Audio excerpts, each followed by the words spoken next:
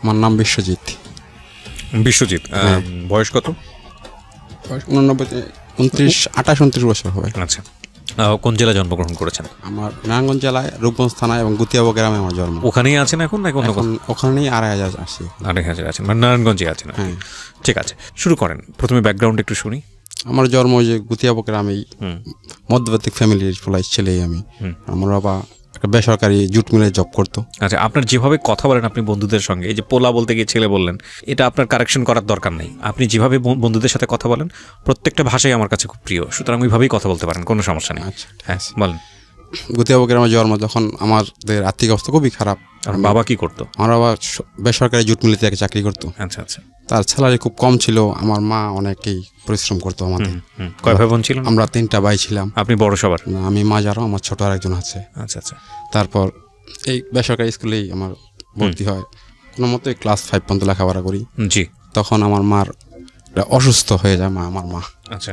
অসুস্থ হওয়ার পরে আমার মাকে অনেক চিকিৎসা করা হয়। আমার বাবাই অনেক জায়গায় দৌড়াদৌড়ি করে নিয়ে, দৌড়াদৌড়ি করার পরে মানে কোনো তার রোগই ধরা পড়ে না। আচ্ছা। ধরা পড়ে না, অনেক করার পরে ঢাকা অনেকবার আনছে। ওরা বলছে কলেজ মেডিকেল থেকে অপারেশন করবে, তারপর অপারেশন করে নাই তারা। না করাতে ফেরত দিয়ে রিলিজ করে দিয়েছে। তারপর ওরা বললো ওখান থেকে মিরপুর হসপিটাল নিয়ে যেতে। আচ্ছা। হসপিটালে নিয়ে যাওয়ার পর হসপিটালে অপারেশনের ডেট দিল, অপারেশন করে না তারা, তারপর রিলিজ দিয়ে দিল। আমার মা অনেক দিন পরে 1 বছর 1.5 বছরের মতো অনেক ভুগছে। ভোগার পরে লাস্ট ফিনিশিংয়ে ডাক্তার নিয়ে আসলো, পরে বললো তার পায়খানা রাস্তার মধ্যে ব্লাড ক্যান্সার হয়েছে। তার কোনো আর বাঁচার কোনো ইচ্ছে, আমাদের হাতের কোনো নেই গাছের বাইরে। আমি অনেক দিন বনাদি চিকিৎসা করলো, অনেক ডাক্তার দেখালো, ভালো হয়নি। অনেক দিন পরায় ভুগলো আমার মা। তারপর ক্লাস 5 পর্যন্ত লেখাপড়া করার পরে আমার মা মারা যায়। 6-এ ভর্তি হতে পারিনি আমি। আচ্ছা। তখন আমার বাবা আবার বিয়ে করে, মানে মারা যাওয়ার কিছুদিনের মধ্যে বিয়ে করে ফেলে? হ্যাঁ, এই 5-6 মাস যাওয়ার পরে বিয়ে করে। আচ্ছা আচ্ছা। বিয়ে করার পরেই আমরা যখন থাকতাম গুতিয়াবো গ্রামে, তখন বিয়ে করার 2-3 মাস পরেই আমার বাবাকে ওই জায়গাতে নিয়ে আমাদের বাড়িতে চলে আসবে, 2,500 চলে আসবে। পরে 2,500 আসার পরে আমার মা বাড়ি আবার ওই যে গুতিয়াবো গ্রামেই। জি। তারা বলছে থাকি না। পরে আমার মা বাবা যেখানে তখন কাজ কাম করি না, আমার বড় ভাই কাজ করে, আমার ছোট ভাই কাজ করি না। বাবা যেখানে যায় সেখানে চলে যাবো আমরা। আচ্ছা। বাবা নিয়ে আসলো 2,500 থাকলাম। তখন লেখাপড়ার স্কুলে ভর্তি করে নাই। অনেক দিনই পরে 5-6 মাস ঘুরলাম। তারপরে আমার বাবা অনেক সময় বিরক্ত হয়ে যায় আমার মার অশান্তিতে। মানে সৎ মায়ের? হ্যাঁ। কি অশান্তি করতো? অশান্তি, আমি এত বড় হয়ে গেছি গা, কাজ কাম করি না, কাজে যাই না, আমরা বাচ্চার ইনকাম নাই, সংসার চালাতে অনেক কষ্ট হয়, এরকমই করতে পরে আমার ভাই অনেক সময় বিরক্ত হয়ে পরে আমার চাকরিতে নিয়ে যায়। নারায়ণগঞ্জ আমার বড় ভাই চাকরি করে মিষ্টির দোকানে। তখন আমার বড় ভাইয়ের সাথে নিয়ে দিয়ে আসে আমাকে। আচ্ছা। দিয়ে আসলার পরে আমি আবার 2-3 দিন থেকে আবার চলে আসছি। আমি থাকি না, কান্নাকাটি করি। বড় ভাই আবার মারতে আমার নিয়ে আসলো 2,500 থেকে আবার 2-1 দিন নিলাম, আবার দিয়ে এরকম অশান্তি। পরে আমার সৎ মা একদিন 2-3 মাস যাওয়ার পরে বলে, তোর ভাত আমার ডেগো হবে না, আমার তোর ভাত ডেগো আমি রানতাম না, আমি যদি তোর ভাত রাঙি তোর ভাত দিব কুত্তারে খেতে দিব। এটা কে বলেছে? আমার সৎ মা আপনাকে বলেছে? হ্যাঁ। আচ্ছা। তোর ভাতরা আমি আর আমার ডেগে রানলো, কুত্তারে দিলাম, তোরা খাওয়াইতাম না। তখন পরে আমার বুয়া ছিল, আমার ঠাকুমা ছিল, ঠাকুমায় অনেক কান্নাকাটি করলো সবাই। পরে আবার আমার বাবার কথা শুই না, আমার আবার নারায়ণগঞ্জে নিয়ে আসলো মারতে। পরে আর নারায়ণগঞ্জে আমি চাকরিতে লেগে গেলাম। তখন এই কাজ করতেছি নারায়ণগঞ্জে। তখন আমার বড় ভাইয়ের সাথে আমি গ্লাস বয়ের ডিউটি করি, গ্লাস বয়ে চাকরি করি মিষ্টির দোকানে। চাকরি করতে প্রায় 5-6 মাস পর্যন্ত আমি বাড়িতে আর যাই না। তখন বেতন মতন দেয় না, আমি বাড়িতেও যাই না। আমি রাগ করছি, বাড়িতে আর যাবো না। পরে 6 মাস পরে আমার মামা মারা গেল। মামা মারা যাওয়ার পরে আমার বড় ভাই আমাকে এই যে গুতিয়াবো গ্রামে নিয়ে আসলো। মামা মারা যাওয়ার পরেও আমাকে নিয়ে আসলে আমার যে অনুষ্ঠান হয় সেই অনুষ্ঠানে নিয়ে আসছে। পরে আর আমি বাড়িতে যাই নাই, বাবা দেখতে যাই নাই। আমি আবার নারায়ণগঞ্জে চলে গেলাম চাকরিতে। পরে অন থেকে প্রায় 1 বছর পরে আবার আমি 2,500 গ্রামে আসি। আচ্ছা। আসার পরে আমার মা অনেক কিছু আদর মদর করে। তখন আমি আবার ঘরে যাই না, আরেক ঘরে থাকি, আরেক ঘরে খাওয়া দাওয়া করি। জি। যখন টাকা ইনকাম করতে পারি তখন আমার আদর করে পরে আমার বাবা অনেক কিছু বলে। পরে আমি আর আমার মার সাথে কথা বলি না, প্রায় অনেক দিন, প্রায় 2-3 বছর এরকম কথা বলি না। পরে আমার বাবার একদিন হঠাৎ করে একদিন একটা অসুখ হয়। তখন আমি নারায়ণগঞ্জ থেকে আবার আসা বাবারে 2-3 হাজার টাকা দিয়ে আবার চলে যাই। এরকম ভাবেই চলতেছে আমার জীবন। তারপর ওখানে আপনি কিসের কাজ করতেন? একটা মিষ্টির দোকানে চাকরি করতাম আমি। আচ্ছা। মিষ্টির দোকানে কিসের কাজ ছিল? এই গ্লাস বয়ে পানি দিতাম বা প্লেট দিতাম প্রথম অবস্থায়। আচ্ছা আচ্ছা, ওকে, ঠিক আছে। হ্যাঁ। তারপর অনেক দিন হয়ে গেল যে একটু কাজ টাজ শিখলাম, পরোটা মোটা বানাতে শিখলাম, তখন আমার বেতন ধরা হইলো, 1200 টাকার মতো বেতন ধরা হইলো। তখন আমি মোটামুটি বাড়িতে যাই না, টাকা পয়সা দিই না, এরা চলতেছে পরে এরকমভাবে যাইতেছে আমার জীবন। ঠিক আছে, তো এক সময় পরে আবার হঠাৎ করে একদিন 2-3 বছর পরে চাকরি ছেড়া আর হাজার চলে আসি। আচ্ছা, চলে আসি এমনই বছর দিয়ে আবার এই ঘুরি গাড়ি কাম কাজ করি না, আমি বাড়িতে খাই না, আমার ঘরে খাই না, আরেক ঘরে খাই, এরকমভাবে যাইতেছে। পরে আবার 2-3 বছর পরে অনেক বকাবাজি করে, দেখে পরে এলাকা থেকে মানুষের খারাপ মন্দ বলে, খারাপ বলে। তারপরে আবার নারায়ণগঞ্জে চলে যাই, তখন পুরো এই মোটামুটি আবার এমন 2004-এর বন্যাতে, 2000-এর বন্যার পরে কী করি না, 2-3 মাস চাকরি করে আবার চলে আসি, এমনি ঘুরি গাড়ি খালি, কোনো টাকার কোনো আয় উন্নতি নেই, কামাই করি আইয়া যে কয়টা আনি খরচ করে আবার চলে যাই। আচ্ছা, কোনো আয় ব্যয় কিছুই নেই। তারপরে কিছুদিন পরে বাড়িতে আসলো, পরে আমার সৎ মা বাড়িতে থাকে না, চলে যায়। পরে খাইতে মাইতে কতদিন পরের বাড়িতে খাবো আসলে আসিয়া। আচ্ছা, পরে আমার বড় ভাইরে বলি, আপনি বিয়া করেন, বিয়া করলে আমরা তাই দুয়া খাইতে পারবো, রান্না বান্না দিলে। পরে অনেকদিন দেখা আমাকে পড়ার পরে আমার বড় ভাইকে আমি ওই দেখে শুনি না বিয়ে মেয়ে ঠিক করলাম। ঠিক করার পরে বড় ভাইয়ের বিয়ে শাদী হইলো। হওয়ার পরে দেখি আমার বাইর বউ বদি এরকমই করে, আইসা বাইর খাইতে মাইতে পারি না, মানে সৎমাও যেরকম ভাইয়ের বউ সেরকমই এরকমই করে। লেখাপড়া তো হয়নি, ক্লাস 5 পর্যন্ত লেখাপড়া হয়েছিল, তারপর লেখাপড়া করিনি, এরকমই করে। নিজের টাকা পয়সা ভাঙ্গা বিয়ে শাদী করাইলাম, বাইরের বউ এরকমই করে। পরে কি করবো, পরে আবার এরকম চলে যাই নারায়ণগঞ্জে, চাকরি মাকরি করি, এই ঘুরি গাড়ি আবার আবার কদিন থেকে চলে যাই, এরকমই চলতেছে আমার জীবন। তখন আবার এমন বাজে নেশা মাশা করি না, কিছু জুয়া টুয়া খেলি না, যা কামাই করি বন্ধু বান্ধব নিয়ে খরচ মরচ করে শেষ করে জায়গা। হঠাৎ করে পরে বড় ভাইয়ের বিয়ে করলাম, এরকম অবস্থায়। পরে বড় ভাই বললাম, কি ভাই তোর বিয়ে করালাম যে সুখের লেগে, সেই সুখ হইতেও নাই, আইসা দুয়া খাইতেও পারি না ভাই, চাকরি মাকরি করে কী অবস্থা। পরে বড় ভাই বলে, তুইও বিয়ে করলা তাহলে? আমি কই, আমি যদি আমার বিয়ে করলে তো মানুষের বলবো কি আমারে, আমরা আছেন, আমরা যদি আমার বয়স সাথে বিয়ে করি করবো, আমার তো আর বয়স হয় নাই এখনো, আমি বিয়ের সাথে কী করবো। এরকম ওই ভাই ঝগড়াঝাড়ি অশান্তি চলতেই আছে। পরে আমার ছোটো ভাইরও চাকরি মাকরি কিছু করে না, তারও লেখাপড়া হয় না, ছোটো ভাইয়ের লেখাপড়া হয়নি। জি, তারপর এরকম চলতেছে। পরে আমি যে কোনোভাবে এমন করতেছি মরতেছি চলতেছে।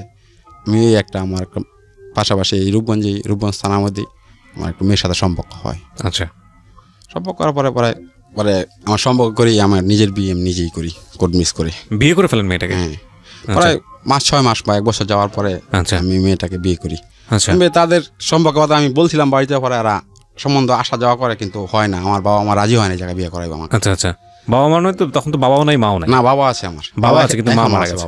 বাবা এখনো আছে। ও আচ্ছা আচ্ছা, আলহামদুলিল্লাহ। হ্যাঁ, তারপর পরে বাবা রাজি হয় না জায়গায় বিয়ে করাইবো না, বলে ওরা আমাদের ছোট জাত, মানে ওরা শিল সম্প্রদায়, বিয়ে করাইবো না। তো আমার সম্পর্ক আছেই, সম্পর্ক চলতেছেই। পরে হঠাৎ করে আমি একদিন আমার নিজেই বিয়ে করে ফেলছি আমি। আচ্ছা, নারায়ণগঞ্জে কোঠে এসে বিয়ে করে ফেলছি। আচ্ছা, বাড়ি জানাই নাই বিয়ে যে করছি আমি, যাইতেছে। পরে অনেকদিন মানুষের আস্তে আস্তে শোনা গানা ওই কাছেই বিয়ে শাদী করে ফেলছি, মানুষে জানতেছে। পরে অনেক সময় অনেক কথা বলতেছে বাপ মারে। পরে যে সৎমা আছে, পরে এই সৎমাই আবার আমার বাবাকে বললা আবার একটা অনুষ্ঠানের সিস্টেম করলো। বিয়ে যখন করে হয়েছে, তো আর আমাদের সম্পদে তো হারানো যাবে না, এটা আনতেই হবে। আনলো, পরে অনেক অনুষ্ঠান করলো, আওয়া দাওয়া করলো, অনেক কিছু হইলো। পরে অনুষ্ঠান করার পরে, বিয়ে শাদী করার পরে আমাদের বাড়িতে অনুষ্ঠান হইলো। অনুষ্ঠান হওয়ার পরে আর আসলে এমনি মোটামুটি ভালোই। পরে আমরা একত্রে মিলে গেছি। আমার সৎমা যেমন ব্যবহার করতো না, আর এরকম ব্যবহার করে না আমার সাথে, আচ্ছা, করে না। তারপর চলতেছে। পরে এরকমই আবার সংসারে অশান্তি এবার একটা সৃষ্টি হয়ে গেছে। আমার মা গেছে, মা যায় বাপের বাড়ি, আমার বাইর বউ যায় বাপের বাড়িতে, আমার ওয়াইফ তো আমি যাইতে দিই না তার বাপের বাড়িতে। আমি তুমি গেলে গা বাড়ি দেখবো কেন, কেটা কাটবো, এরা না যাইতে গা, তুমিও যদি যাও গা, তাই একই অবস্থা চললো। তো এই বাড়িঘর ফাঁকাই থাকবো। আবার মাধবদীতে চাকরি জয়েন করি, মাধবদী চাকরি জয়েন করি। এই আমার চাচার দোকানে আমি চাকরি করি। তখন ওই জায়গা থেকে প্রতিদিন আইসা যা চাকরি করি। আচ্ছা, আসতে চাইছি, আচ্ছা মোটামুটি হবে মিষ্টির কাজ শেখা হইলো। শেখাওয়ার পর মোটামুটি ভালো বেতন পাই, স্যালারি পাই আমি। পরে যা চলতেছে, এরা আসে আর যায় খালি, আমার বাইর বউ আমার মাও আসে আর যায়। তো সংসারে একা বউ, আমার বাড়িটা চকের মধ্যে করা হয়েছে, একা ছিলাম তখন। একা বউ, সে বলে আমি থাকতে পারি না, একা ভয় লাগে। অনেক সময় আমার রাতের 2-3টা বাজে যায়, কাজ শেষ হয়ে যেতে, আসতে পারি না। এইরকমই চিল্লাচিল্লি করে, এনে তেন করে। পরে এইরকম চলতেছে। এরপরে আমার ওয়াইফও কয়েমকে হেরা গেলে তুমিও যাবে কাতালি। পরে আমার যে দোকান চাকরি করি, আমার যারা দোকানে আমি জেঠিরে বললাম কই দেখেন আমার বউর একলা কীভাবে থাকবো, পরে কয় তোর বউর এনে লইয়া পর। এরপরে মাধব দিতাম চাচার বাসায় নিয়ে গেলাম, যে চাকরি করি চাচার বাসায় যে থাকলো কয়েকদিন, এই 1 সপ্তাহ থাকলো, থাকার পরে আবার চলে আসলো। পরে এই অবস্থায় পরে হঠাৎ করে একদিন আমার ওয়াইফ প্রেগনেন্ট থাকাকালীন পরে দিই বাসায় কেউ নাই। আচ্ছা, তারপর সে বাইরে গাড়ি আসে কীভাবে, তখন আমাদের ঘরে বাসায় আবার কারেন্ট নেই, আমাদের বাড়িতে কারেন্ট নেই, বাসার বাড়িতে কারেন্ট আছে, আমাদের বাড়িতে কারেন্ট নেই। পরে অনেক সময় অনেক কিছু ই করে কান্নাকাটি করার পরে আর কি পরে আমি এরকমই করে পরে আস্তে আস্তে পরে তুমি 27 মাস হইলো তখন তাদের বাবার বাড়িতে চলে গেল। যাওয়ার পরে আমার ছেলে হয় একটা, ছেলে হওয়ার পরে আমার বাবা মাকে বলি, করার পরে তারা যায় দেখে আমাকে অনুষ্ঠান করে। আচ্ছা, তারপরে আবার আসলাম, আসার পরে হঠাৎ করে একদিন ঝগড়া, পরে আমি একটা আমাদের পাশেই বাড়ির পাশে একটা দোকান নেওয়ার চিন্তা ভাবনা করলাম, বাজাপুরি সিঙ্গারা বাজা বিক্রি করবো। আচ্ছা, পরে এটা নিলাম আজকে, কালকেই আমার সৎমা বলে তুই ভিন্ন খা, আমরা একানো আর খেতে পারবো না। আচ্ছা, ভিন্ন খেতে বলে? হ্যাঁ। পরে আমি ভিন্ন খামো, আমার তো একটা ডেস্কে কিছুই নেই, আমি কীভাবে ভিন্ন খামো হঠাৎ করে? রাইট। তো বললো কয় যা আসা টুকটাক আমার কাছে দিলাম, আমি ভাবছি আস্তে আস্তে কিনা লইয়া পরে সংসার করবি। আমি কই কি সম্ভব, একটা দোকান নিলাম আমি, হঠাৎ করে আমাকে ভিন্ন করে দিবা? তা আমি ব্যবসাটা কাজ কামড় বাড়িতে করে দেওয়া লাগবো, ডাইল বাড়িটা দিলে দেওয়া লাগবো, ভিন্ন করে দিয়েছে, এটা কি সম্ভব? মানুষ কি বলবো এটা? পরে না, পরে আমাকে ভিন্ন করে দিলই, এখন খাইতে পারবো না। আচ্ছা, পরে ছোট্ট একটা রুমে আমি থাকি, একদম ছোট্ট রুমে ভিন্ন করা দেওয়ার পরে কী হবে, এরপরে দিই আমার ওয়াইফ একা কাজ কাম করে দিতে পারে না, পরে আবার হঠাৎ করে 2-3 মাস দোকানটা চালায় ছেড়ে দিলাম দোকানটা আবার। আচ্ছা, ছেড়ে দেওয়ার পরে আবার চাকরি করি, তখন চাকরি করি আবার 2,500-এ, আমাদের বাড়ি থেকেই 1 কিলো ফাঁকে চাকরি করতেছি, যাইতেছি। পরে চাকরি করতাম, আমার মালিকের এক বাসি যে আমার সাথে কাজ করতো, ওকে, সে আবার ওই যে আগের থেকেই নেশা করে, সে হিরোইন আগে ব্যবহার করতো, হিরোইন নিত। তখন এটা আমি দেখি না এবং জানি না, তখন আমি সিগারেটও খাই না, পরে পরে আস্তে আস্তে তাদের সাথে থাকে একটা সিগারেট খাওয়া শিখে খেলাম। আচ্ছা, শিখার পরে সে হিরোইন খায়, আমি পরে দিই হিরোইন খাইলে আমাদের কাজের সমস্যা হয়, সে কাজ করতে গেলে উল্টাপাল্টা হয়ে যায়, নষ্ট হয়ে যায়, তখন মালিক বকাবাজা করে আমাদের। বকাবাজা করার পরে আমি বললাম, আমাকে দাদা এগুলি খাই না, পরে এই জিনিস ব্যবহার করেন প্রয়োজনে, ইয়াবা ব্যবহার করার প্রয়োজনে, হিরোইনের থেকে ভালো ইয়াবা। কে বলতেছে এটা? আমি বলতেছি। যখন পারেনি না, আমরা হিরোইন খেলতে আমার সমস্যা হয়ে যায়, আমার শরীর কাঁপে পরে চলে যান, অনেক কাজের সমস্যা হয়ে যায়। পরে সে হঠাৎ করে এই ইয়াবা ব্যবহার করতেছে অনেকদিন করতেছে, পরে আমাদের পাশেই আবার এটা বিক্রি করে। হঠাৎ করে আমাকে টাকা দিয়ে বলে, কয় তোর বাড়িতে আসার সময় এটা নিয়ে আইস। আচ্ছা, পরে আমি কই পারবো না, কয় তোর বন্ধু মানুষ বিক্রি করে, তুই পারবি না, কত হইলে একটা। কয়েকদিন করার পরে একদিন হঠাৎ করে লয়ে গেলাম আবার, এমন পড়ায় দিনে আমার দিয়ে নেওয়ায়। আমি তখন আর খাই না, এটা খালি দেখি ওই অনেকদিন যাওয়ার পরে সে আমাকে পরে হঠাৎ করে একদিন আমি ইচ্ছা করি একটা টান দেবো, পরে এমন ওই ভাগদা বাঁকা টান দিয়ে দিতে, পরে দিয়ে আমি ওইটার মধ্যে জড়িত হয়ে গেলাম। আচ্ছা, তখন 500 টাকা 550 টাকা প্রতিদিন রোজ পাই, আমি যদি একটা ইয়াবা খেয়ে সংসার চলে না, অনেক টাফ ব্যাপার হয়ে যায় সংসার চালাইতে। চেয়েছে পরে এমনই চলতেছে। কি করে আপনি তখন ইয়াবা খাইতেন? ইয়াবা ওই যে আমি নিজে আমার মালিকের ইনকাম কি করতেন, কিভাবে কিনতেন, কিভাবে খাইতেন? এই জিনিস ওই যে আমাদের পাশেই, আমাদের বাড়ির পাশেই বিক্রি করে, আমারই একসাথে খেলে দিলি তো খেলাধুলা করি, সেই বিক্রি করে। আচ্ছা, সে আবার জানে আমাদের বাড়ির পাশে বিক্রি করে এটা। আচ্ছা, পরে এটা দিয়ে আমাদের নেওয়ার পরে এমন প্রতিদিন নেওয়া গেছে, একটা দিতে বলে আমি দেই না প্রথম। তারপর হঠাৎ করে আমি একদিন এমন টান দিকে ধ্যান দিয়ে একটা টান দিয়ে কেমন লাগে দেখি, পরে এমন হঠাৎ করে পড়ার সময় টান দিই পরে 2-3 মাস যাওয়ার পরে একদিন হঠাৎ করে দিই, পরে আমারই মন চায় নিজের টাকা কিনা খাইতে। পরে 500 টাকা 550 টাকা প্রতিদিন বেতন পাই, এনতে যদি একটা ইয়াবা খেয়ে 300 টাকা দিয়ে তাহলে আমার 200 টাকা থাকে।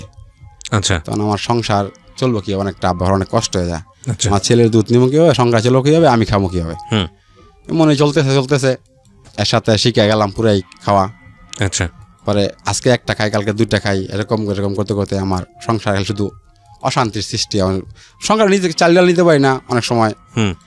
আমার ওয়াইফ বকাবাজি করে, কি করে বকাবাজি করে, আমার তো আমি তো খাইই ফেলাই, ওয়াইফ তো জানা না আমি যে এগুলি করি। পরে জানা না, পরে করতেছি অনেক দিন পরে এইগুলি চলতেছে। পরে হঠাৎ করে আমি চাকরি হঠাৎ করে আবার ছেড়ে দিই, চাকরি ছেড়ে দিয়া আমার ওয়াইফের সাথে কাজে ঝগড়া হওয়ার পরে অনেক ওয়াইফরে মার দেওয়ার পরে সে তার বাপের বাড়িতে চলে যায়। চলে যাওয়ার পরে 15-20 দিন যাওয়ার পরে আসে না। পরে আবার আমি এদের বাড়িতে হাইদাই গেলাম। যাওয়ার পরে আমি বললাম, কই তুমি টাকা কি করো? তুমি 500-550 টাকা প্রতিদিন বেতন পাও, আমরা 2 জন মানুষ খাওয়াইয়া 200 টাকা 200-300 টাকা হইলে আমরা অনেক ভালো হাইফাই খাওয়া খেতে পারি, তাহলে তুমি টাকা কি করো? পরে আমি কই টাকা খরচপাতি করে টাকা এরকমভাবে বলি। হঠাৎ করে জানে সে আবার আমি যে টিকিট খেলার জুয়া খেলি। আচ্ছা, খেলিও আবার করি, নেশাও করি তার সাথে। ওকে, চলতেছে এরকম দিন যাইতেছে। পরে অনেক দিন যেতে যেতে অনেক দিন হয়ে গেল। পরে এরকমই চলে, আমাকে আর করতে পারে না। অনেকবারই আমার বাড়িতে অনেক সময় অনেক চাপ সৃষ্টি করলো আমার উপরে। তারা আমি আমার যে খাই ধরতে পারে না, জুয়া টুয়া যে খেলি সেটা ধরতে পারতেছে। আমি যে টাকা পয়সা খরচ করলে কয় ওই যে সারাদিন কাজ করে, সন্ধ্যাবেলা আইসে ওই যে দোকানে বসে টিকিট খেলে টাকা এড়ালায়, ইয়াবা যে খাই সেটা জানে না তারা। আচ্ছা, পরে যেতে যেতে পরে হঠাৎ করে আবার যখন আমার ছেলের আস্তে আস্তে বড় হয়ে গেছে, পরে ছেলের স্কুলে ভর্তি করতে হবে, আমার ওয়াইফ বলে স্কুলে ভর্তি হতে হবে। পরে আমি কই আমার টাকা পয়সা এবারে তাই ওয়াইফাই যে কোনো কৌশল আবার ওয়াইফ টিউশনি চালু করে, এই পাশাপাশি টিউশনি করে। তখন সেটা তার ইনকাম হয়, কিন্তু আমার যে ইনকাম হয় আমি জুয়া খেললে বা নেশাবানি করে একটা উড়াই দিই, আমার তো টাকা থাকেই না। বলতেছে পরে আমার ছেলেরে 3 টাকা নিয়ে স্কুলে ভর্তি করলো, আমাদের পাশেই নার্সারিতে ভর্তি করলো। ভর্তি করার পরে চলতেছে, আমার ছেলের মাথার ব্রেনটা ভালো, সে পরীক্ষা টরীক্ষা দিয়ে প্রথম এই প্লে থেকে নার্সারি প্রথম স্থান অধিকার করেই সে পাশ করে প্রথম স্থান অধিকার করেই নার্সারিতে ওঠে, প্লে থেকে নার্সারিতে ওঠে। পরে বলতেছে এরকম।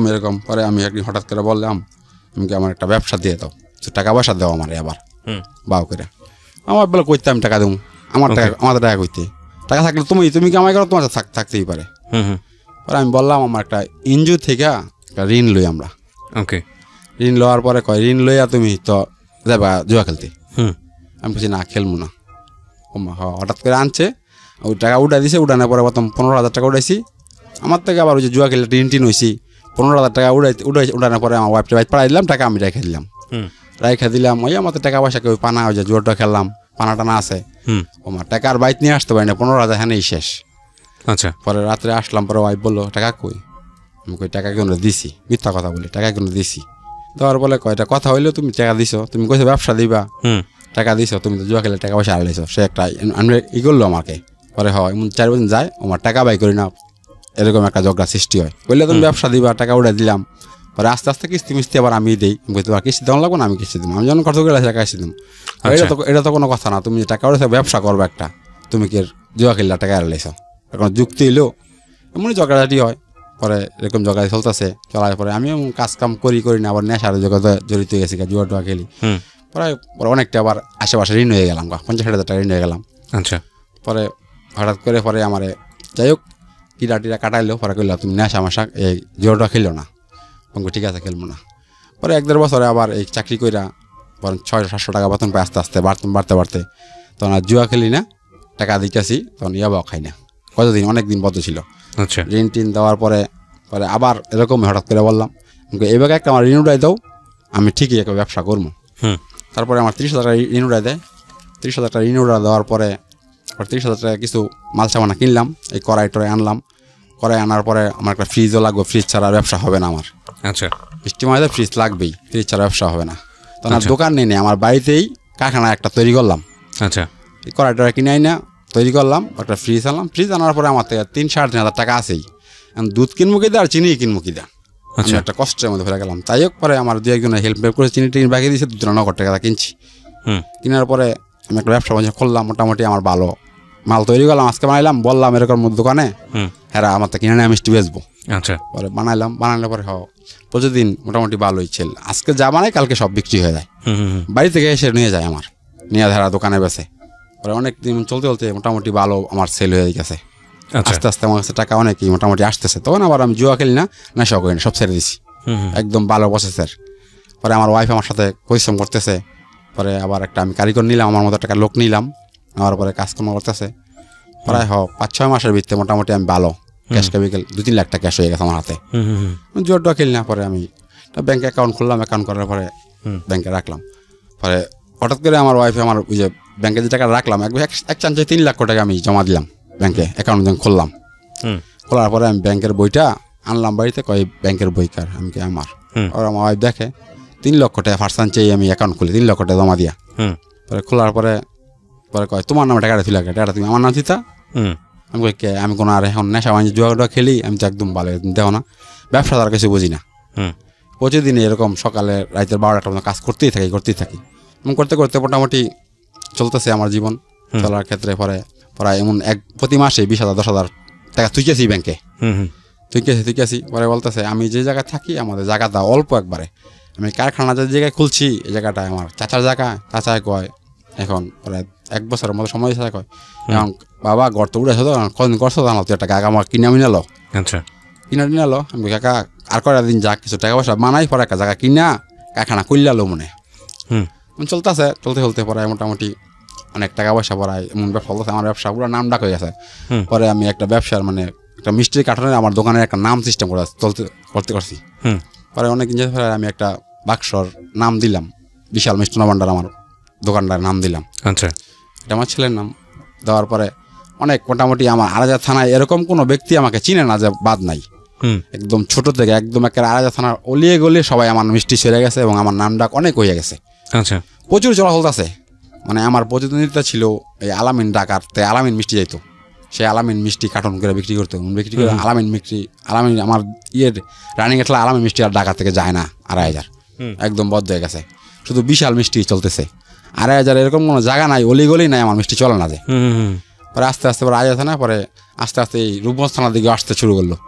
অনেক বেচাকে নিয়ে আমার রানিং হয়ে গেল, সবাই অলিগে চিনা গেল, এত ভালো মিষ্টি এত কম রেটে বিক্রি করা হয়। আচ্ছা, পরে দিকেছে চলতেছে, অনেক চলতেছে। পরে 2-4জন কারিগর, পরে আমার পুরো আরও 2-3জন কারিগর বাড়াইলাম। বাড়ানোর পরে অনেক কিছু অনেক বান্ডবাতে কিনলাম, কেনার পরে অনেক কিছু করলাম। পরে দেখতেছে আমার কাকা দেখতেছে অনেক আমি র্যাঙ্কিং উঠে গেছি, অনেক নাম ডাক হয়ে গেছে আমার ব্যবসা বাণিজ্য অনেক ভালো হয়েছে, চলতেছে। পরে হঠাৎ প্রায় আমার 8-10 লক্ষ টাকা, আমার 8-10 লাখ টাকা পরে ব্যাংকে জমা হয়ে গেছে। পরে আমার ওয়াইফ আসলো, পরে আইসা পরে দেখে প্রায় 10 লক্ষ টাকার মতো ব্যাংকে। কয় আল্লাহ তুমি একটা জায়গা টাকা কিনার পরে জায়গা কতদিন থাকবা কতদিন? আমি দেখি কিনবো, একটা ভালো জায়গা পাইয়া কিনবো, ছোট একটা ঘরে থাকি, মানুষের জায়গায় কয়দিন কারখানা করে রাখবো আমি।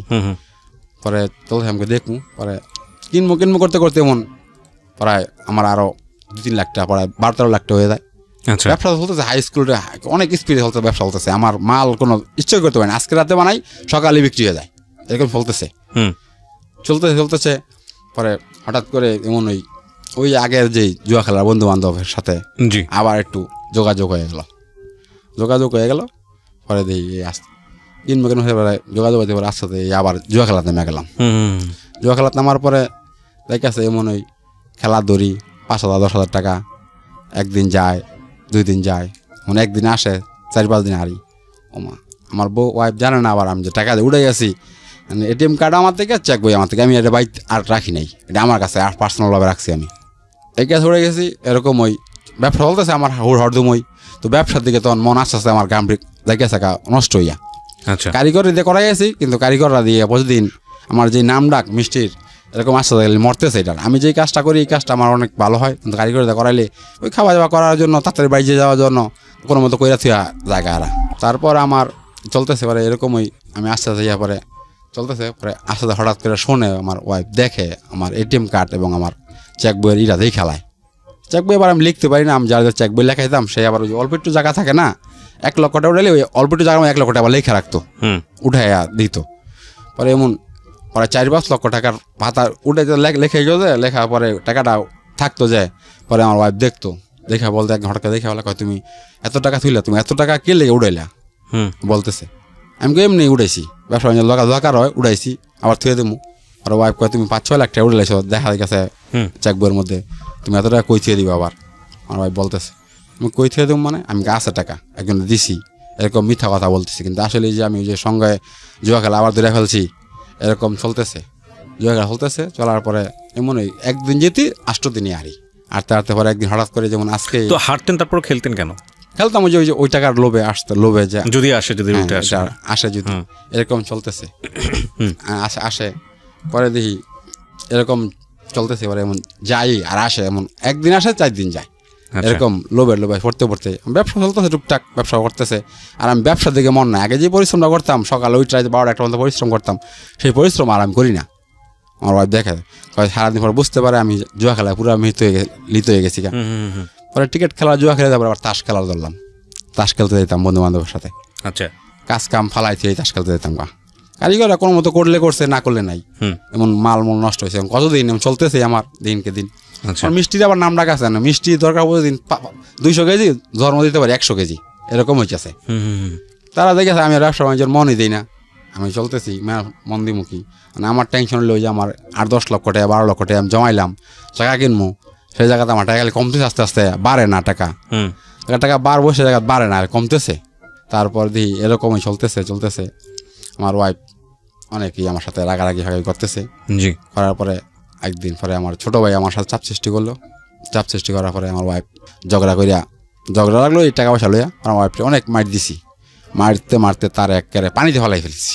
অনেক সময় কথা বলতেছে, তারও তো পড়া নিয়ে আসছে, তোর টাকা আমার যেমন উঠে কী করলো, সেটা তো আমার কাছে পরিশ্রম করছে। মার দেওয়ার পরে আমার ওয়াইফ চলে গেছে তার বাপের বাড়িতে আমার ছেলের নিয়ে। পরে আমিও যাই না আনতে, পরে 3-4 মাস হয়ে গেছে। আমি কাজ কাম করি, পরে দিই অনেক রাইন্দা বাইরা কারিগরে খাওয়াবো না আমি খামো, যাইকাছে। পরে ওয়াইফ 3-4 মাস পরে আবার আমার ওয়াইফ আসলো, ইচ্ছা করি আসছে, দেখতেছে এই অবস্থা। আসার পরে আমার সুমন দিয়ে নিয়ে আসছিল, নিয়ে আসার সুমন দিল না, বকাবাজি করলাম। আমি কই আপনার বোন আমি লেদাঙ্কা, আমার লাগতো না আপনার বোন, আমি যা করি আপনার বোনের খাওয়ান দরকার খাওয়ান, আমি জিজ্ঞাসি পড়ান দরকার পড়ান দিয়েছে। আমার বোনের কেউ তেলে দাম লাগেছে, খাওয়ান টাউন আমি আনতাছি। পরে সুমন দিয়ে বলতেছে, এইটা তোর কথা না, তুমি যে এত টাকা পয়সা কামাই গেছো, টাকা পয়সা কই যাইতেছে গা, আমার বোনের তো এরা বুঝতেছে, তোমার বালার লেগে বলতেছে, তুমি যদি এরকম করো চলবো। পরে আমার সুমন দিয়ে আমি বকাবাজি অনেক করলাম। সুমন দিয়ে আমার ওয়াইফটা রাইখা সুমন দিয়ে রাতেই চলে যাওয়ার পরে আমার ওয়াইফটা আমার ঘরে জায়গা দিই না। পরে আমার ছেলেও কান্নাকাটি করতেছে, পরে আমি ছেলের আমার সাথে রাখছি কতক্ষণ, পরে ছেলে থাকে না, ছেলে মার সাথে চলে যায়, মারানো যাবো। আমার ওয়াইফ বাইরে বই রয়েছে পরে আজকের 12টা-1টা বাজে। পরে আরেক ঘরে গিয়া আমি আর জায়গা দিই না আমার ওয়াইফরে, জায়গা দিই না। 12টা-1টা বাজে পরের দিন গড়াইছে, পরের দিন আবার ইচ্ছা মতো মার দিছি খালি। আচ্ছা, মার দিছি। পরে অনেক কান্নাকাটি করে পরে আরেক ঘরে 2 দিন রইলো। পরে থাকতে পরে ছেলের ডাক খুঁজে করে মায়াডে আবার আসলো। আসার পরে আমার ওয়াইফের কথা বলতেছি, আবার আমাদের মিল হয়ে গেল, আগের দিন চলতেছে। চলার পরে আমার ওয়াইফ দিকে আসলে জিজ্ঞাসা করে, তুমি যে টাকা এত পরিশ্রম করো, টাকা পয়সা জমাও, কারণ দেখছোই তো, কারণ এই যে আজকাল যদি তোমার কিছু হয়ে যায় তা আমার কি, তুমি দেখছোই, তুমি আমার সম্পর্ক করে বিয়ে করছো, আমার তো আর কেউ দেখতো না তোমার বাড়িতে, তুমি যদি মরে কিছু হয়ে থাকা তাহলে আমার একেবারে 4 কোটি গোল, আমার এই ভাই থার জায়গাও নাই, বাই করে দিও, আমার ছেলে আমি কই যাবো, বুঝাই আছে আমারে। আমার ওয়াইফের সাথে বলতেছি ভালো হয়ে যাবো, কিছু করতাম না। তারপরে দিই আমার ওয়াইফ আসতে মানে দেখে আমি খেলি, জুয়া খেলেই যাচ্ছে। হ্যাঁ খেলতেছি, ব্যবসা দিয়ে কোনো মনই নেই। পরে অনেক পার্টি মটি আমার বাড়িতে আসে, মিষ্টি মাল পায় না। ঈদের মধ্যে অনেক মিষ্টি বেচাকিনি হয় ঈদের মধ্যে বা পয়লা বৈশাখে। মানে আপনি মিষ্টি বানানোর দিকে মন নাই? হ্যাঁ, মন নেই। ওই কারিগররা কোনো মতো করলে করে, না করলে নাই, নষ্ট করে। পরে আমার ওয়াইফ বলে, তুমি নাই, কারিগররা অনেক কিছু নষ্ট করে, হয় খেলা নিয়ে যায়, তোমারই লস হয়ে গেছে, তুমি এই জুয়া খেলা ছাইরা দিয়া তুমি না ব্যবসার দিকে মন দেখো, অল্প কয়দিনে তুমি 8-10 লক্ষ টাকার মালিক হয়ে গেছো। এই জুয়া খেলা তোমার জীবনে কিছু হইব না, শুধু ধ্বংসের পতনই হইব, তুমি এই জুয়া খেলা ছাইরা দাও। পরে আমি বলি ছাইরা দিমু, আমি খেলি না, এগুলি বলি আমার ওয়াইফরে। পরে আমি আগে চলে এমন তো জুয়া খেলতেছি। পরে আবার এই আস্তে আস্তে আবার এই আমি ইয়াবার দিকে জড়িত হয়ে যাই। ইয়াবা নিজেই তখন কিনা খাওয়া শুরু করি, 4টা-5টা করে কিনা প্রতিদিনই খাই, এক জঙ্গলে গিয়ে বসে খাই নিজেই। হ্যাঁ, নিজেই খেতে পারি না, তারপরও শিখে খাইতেছি। খাইয়া জঙ্গা পুরাপুরি এটার একদম একেবারে শিখে ফেলাইলাম।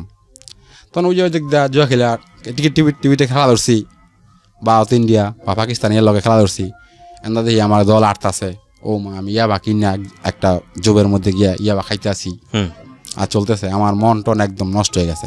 কি আর ব্যবসা বাণিজ্য, আইয়া বাড়িতে কাজ কাম করি না, রাইতের রাত জায়গা থাকি। আমার ওয়াইফ আমার সাথে অনেক বকাবাজি করে, কয় তুমি জায়গা থাকো কীভাবে রাইতের রাত, এটা কীভাবে সম্ভব? আচ্ছা, তুমি সারাদিন ঠিক আছে, ক্লান্ত শরীর লাগে, তুমি মাস দিনের দিন জায়গা থাকো রাতে, ব্যাপারটা কি? দিনে সকালে 1-2 ঘন্টা ঘুমাইলে ঘুমাও, আবার উঠা যাও গা। ব্যাপারটা কি এমন? ওই তদন্ত করতে করতে করতে করতে এমন একটা জায়গায় বারবার প্রতিদিন যাই, 4-5 বার মানুষে ফলো করে এমন ধরতে ধরতে দেখে আমি এই ইয়াবা খাওয়া শিখালিছি। আচ্ছা, ইয়াবা খাইয়াছি, পরে এক পলকে পরে যেমন খাইয়াছি আমি, আমার আর বদ্ধই করতে পারে না, আমার বাবা অবদ্ধ করতে না, বাইরেটা কেউ বদ্ধ করতে পারে না, খাইতেছি। পরে কই আছে, কয় তুই যখন খাস ওই বাইরে গিয়া কি দরকার, তুই বাড়িতে বই খা, আমাদের মান সম্মান তো আছে। মানুষে যে কয় এই ইয়াবা খাস, তুই জঙ্গলে বইয়া বলে ইয়া মানুষ যে জায়গায় যাইতো না, জীবন মরে গেল, তুই এই জায়গায় বইসা রাত নাই দিন নাই ইয়াবা খাস। জোপ জঙ্গল জোক টোক অনেক কিছু জায়গার মধ্যে আছে, শিয়াল টিয়াল, তুই এই জায়গায় বইসা খাস ইয়াবা, রাতের 12টা 1টা নাই। পরে আস্তে আস্তে যেমন চলতেছে, পরে তুই বাইত বই খা, খাবি যখন বাইত বই খা, বাইরে খাওয়া দরকার নেই। এরকম ওই বাইত বই খাইতেছি, চলতেছে। আর আমার জুয়া খেলা চলতেছি, জুয়া খেলি আমি, জুয়া খেলতেছি, পরে চলতেছে এরকম দিন, প্রতিদিনে জুয়া খেলি। খেলতে খেলতে ওই যে আমার 10-12 লাখ টাকা আমি করছি, সব গেছে। হ্যাঁ, পরে 2-2.5 লাখ 3 লাখ টাকার মতো আমার হাতে আছে, আর এরকম আছে। আচ্ছা, পরে যেমন একটা জায়গার কথা হয়ে গেছে, যেমন 5-6 লাখ টাকা হলে জায়গাটা নিতে পারবো, 4 ডিসিম জায়গা, এরকম হয়ে গেছে। পরে আজকে কথা হইলো, কালকে আমি বায়না দিব। আজকে রাতেই আমি জুয়া খেলা একদম 4টি গোল করে ফেলছি। আজকে কথা হয়েছে, কালকে জায়গাটা আমি জায়গার বায়না দেব, সেটা আপনি জুয়া খেলে শেষ করে ফেলছেন। রাতেই জুয়া খেলা 4টি বাটি গোল করে ফেলেছি। 4টি বাটি গোল জিনিস কি? একদম টাকা 1 টাকাও নাই। পরে দিয়ে আমার বাড়িতে মানুষজন আসছে, আসার পরে কয় কি তুমি টাকা বায়নাপত্র করবা? আমি কয়েকদিন সময় দেয়, আমার টাকা একজন দিছি যে টাকা লইতে পারতেছি না, এরকম ঘুরাই যাচ্ছি মানুষটা খালি। মানে আমি যে টাকা এলাইছি তো জানো না, আমার অবস্থা তো এরকম চলতেছে। কি করি? মানে আমার ওয়াইফও জানে টাকাটা আমি কিনবো বলছি, ওয়াইফের সাথে কথাবার্তা বললে সব কিছু করলাম, করার পরে ওই কাছে এরকম দিন যাই গেছে। পরে এমন ওই ঝগড়া দিক গেছে, টাকাটা তুমি কইছো কিনবা, তোমার টাকা গেল কই? পরে আমার এই চেক বইটা জমা বইটা নিয়ে সে ব্যাংকে গেল, ব্যাংকে গিয়ে চেক করলো আমার অ্যাকাউন্টে কয় টাকা আছে, দেখে শুধু 3,000 টাকা অ্যাকাউন্টে আমার আছে।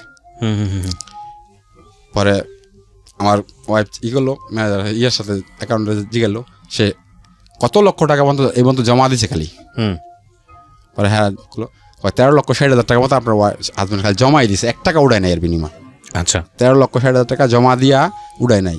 এরপরে আর জমা দেয় খালি উড়াইছে বসে দিন, খালি টাকা সে উড়ায় খালি নিচেই, জমা দেয় নাই। আমরা বলছি বাবু টাকা পয়সা জমা দেন না দিই, ব্যাপার কি, সব সময় যে ভালো নামে এগুলি বলছে।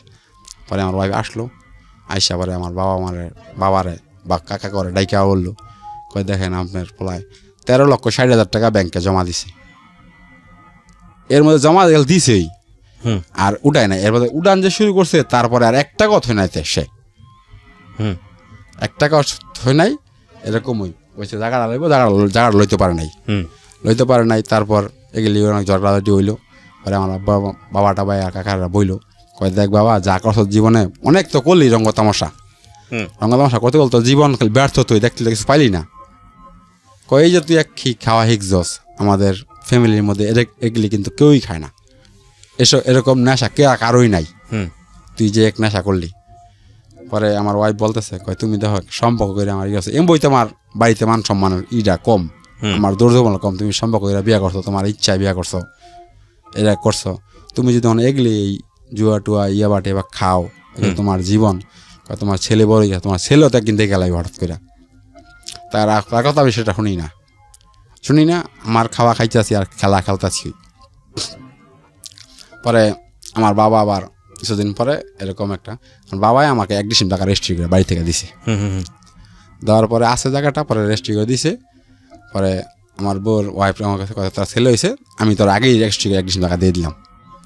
দেওয়ার পরে উনি আমার ব্যবসা আর আয় নাই, যে জায়গা মাসে 20,000 30,000 40,000 টাকা ব্যাংকে থুইছে, আয় নাই, খালি ব্যয় করতেছি। ব্যয় করতে করতে পরে এরকম হয়েছে, ইনকামের আমার মিষ্টি মোটা টুকটাক চলতেছে, কিন্তু নাম ডাক আগের থেকে আস্তে আস্তে উঠছে যাই, আবার এমন মরতেছে, নষ্ট হয়ে গেছে। যেমন তোর মানুষ একদম একেবারে ওভারলোডে জানা নিয়ে থাকা। পরে হঠাৎ করে মানুষে কয় সে ইয়াবা খায়ও, ইয়া বিক্রিও করে, কিন্তু আমি কোনোদিন ইয়াবা বিক্রি করি নাই, ইয়াবা খালি খাইছি। খেতে খেতে পরে এমন চলতেছি, আমার জীবন চলতেছে, খালি ইয়াবা খাইতে খাইতে পরে গেলাম যে বাড়িতে বসেই খাই।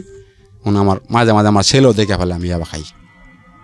আমার ওয়াইফ আমাকে বলে, কয় দেখো তোমার পোলায় তোমার দেখে ফেলা কি খাও, তোমার কাছে আমার সামনে কয় না, গিয়া আমার ছেলে আমার কাছে কয় দেখো বাবাই কি খাইতেছে জানি, আচ্ছা, মানে ছেলেই দেখে ফেললো? হ্যাঁ, দেখে ফেললো। পরে কয় দেখো আমার আমি খাওয়ার পরে আসার পরে আমার ওয়াইফ কান্দা কইরা বলতেছে, কয় দেখো তুমি আজ কি খাও, তোমার ছেলে তোমার দেখে আর তুমি এগুলি খাও আমার কাছে কয়। তোমার কাছে কইতে পারে না ঠিক আছে, কিন্তু আমার কাছে তো কয়, সে তোমার বয়ে তোমার কাছে কিছু কইতে পারে না। কয় তুমি যেগুলি করতেছ, কয় দেখো করতেছ এমন ওই একদিন যায় 2 দিন যায় খাইতেছি চলতেছি।